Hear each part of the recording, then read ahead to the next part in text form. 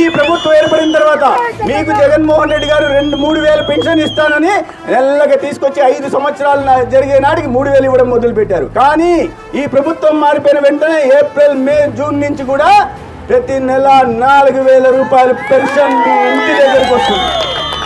4,000 రూపాయల పెన్షన్ మీ ఇంటికి వస్తుంది.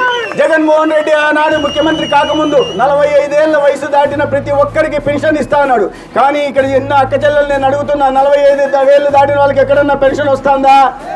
పెన్షన్ రావడం లేదు. కానీ మీరు గుర్తు పెట్టుకోండి, మే 13 ఓట్లు వేసి వచ్చే ప్రభుత్వాన్ని స్వాగతం పలికిన తర్వాత 18 ఏళ్లు దాటిన ప్రతి అక్క చెల్లికి ప్రతి నెల 1,500 రూపాయలు, నెలకు 1,500 చొప్పున సంవత్సరానికి 18,000 రూపాయలు నేరుగా అకౌంట్లలోకి పడతాయి.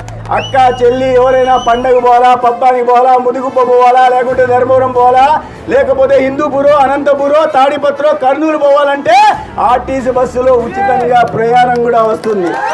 ఇంతమంది యువకులు ఉన్నారు, కేరింతలు కొడుతున్నారు, చదువుకున్న యువకులు ఉన్నారు.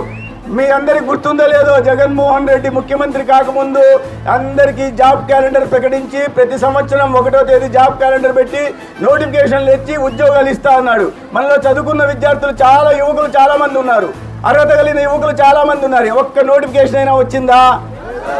ఒక్కరికైనా ఉద్యోగం వచ్చిందా?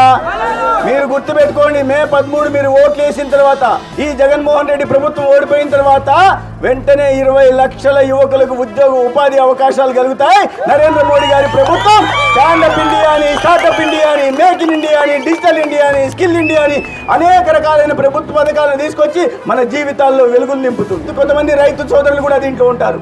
నేను రైతు భరోసా కింద 12,500 ఇస్తానని కేంద్ర ప్రభుత్వం ఇస్తున్న డబ్బుల్ని కూడా తను బటన్ ఒత్తున్నట్టు ఉత్తుత్తి బటన్ నొప్పుతూ మనల్ని మోసం చేశాడా లేదా?